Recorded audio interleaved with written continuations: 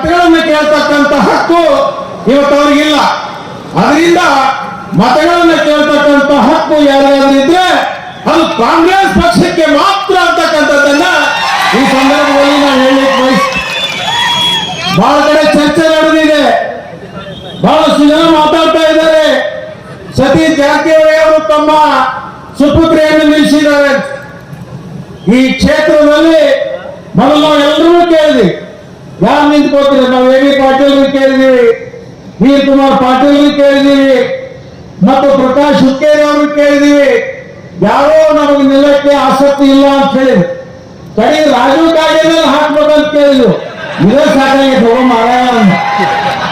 ಕಡೆ ಇವರೆಲ್ಲರೂ ಕೂಡಿ ನನ್ನ ಮಗನಿಗೆ ಇಲ್ಲ ಅಂತ ಹೇಳಿದ್ರು. ನಾನು ಕೂಡ ಬೇಡ ಅಂತ ಹೇಳಿ ಎಲ್ಲರೂ ಇಲ್ಲ ಅಂದ್ಮೇಲೆ ಅನಿವಾರ್ಯವಾಗಿ ನಾವು ಸತೀಶ್ ಜಾರಕಿಹೊಳಿ ಅವರ ಸುಪುತ್ರಿಯಾಗಿರ್ತಕ್ಕಂಥ ಕುಮಾರಿ ಪ್ರಿಯಾಂಕಾ ಜಾರಕಿಹೊಳಿ ಅವರನ್ನ ಒಮ್ಮತದ ನಿರ್ಣಯಗಳನ್ನು ತಗೊಂಡು ಅವರನ್ನ ಅಭ್ಯರ್ಥಿಯನ್ನು ಮಾಡಿದ್ವಿ.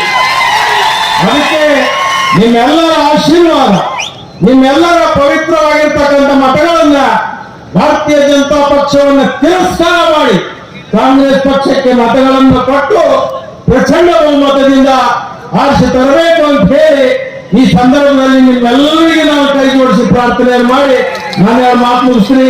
ಭಾರತ್ ಮಾತಾ